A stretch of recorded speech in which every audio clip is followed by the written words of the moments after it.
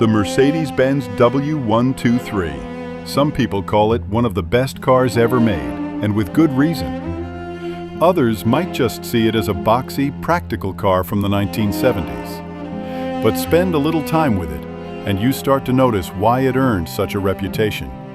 The solid build, the reliability, and the way it quietly became a part of people's lives. From busy city streets as a taxi to family cars that lasted decades, the W123 proved it could do more than most cars ever could. Today, we're going to dive into what makes this car so special. At first glance, the W123 is understated. Boxy, simple, nothing flashy, but there's a certain presence about it. Close the door and you feel the solidity. Sit inside and it feels quiet, composed, like it was built to last. Even in the 1970s, when many cars were prone to rust or mechanical issues, the W123 immediately gave the impression of quality. It wasn't loud or dramatic, but it had a confidence that owners could trust. Under the hood, the W123 was practical brilliance. The diesel engines were legendary for durability. Taxi drivers in places like Cairo and Berlin routinely ran hundreds of thousands of kilometers on the original engines. Some cars even crossed 1 million kilometers without a full rebuild. It wasn't just luck.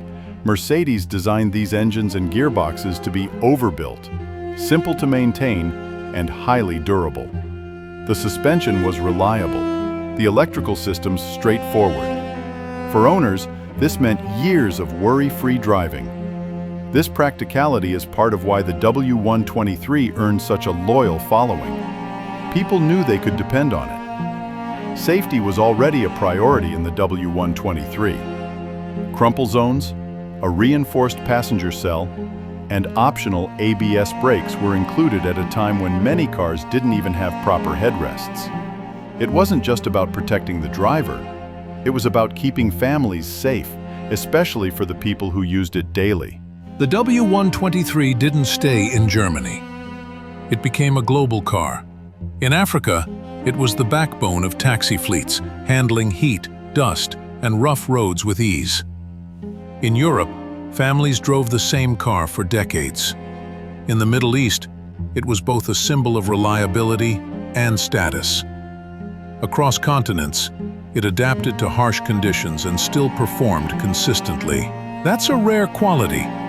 A car that can survive the extremes of the world while staying reliable and usable. There are smaller details that often go unnoticed but made a big difference. Some engines had dual oil filters for extra longevity. Chassis reinforcements minimized vibrations.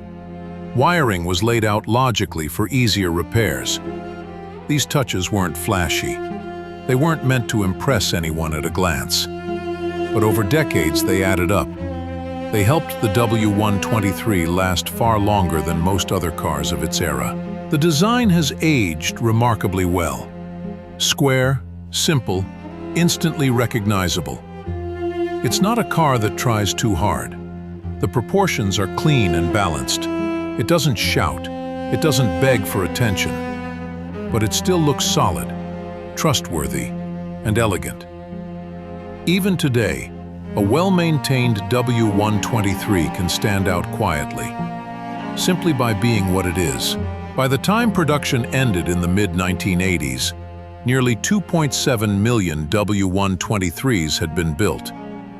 And today, thousands are still on the road, not just as collector cars, but as daily drivers. It's easy to see why the car has earned lasting respect. It wasn't about being the fastest or the flashiest. It was about reliability, comfort, practicality, and thoughtful design. The W123 quietly proved itself over decades, across continents, and in the hands of millions of people.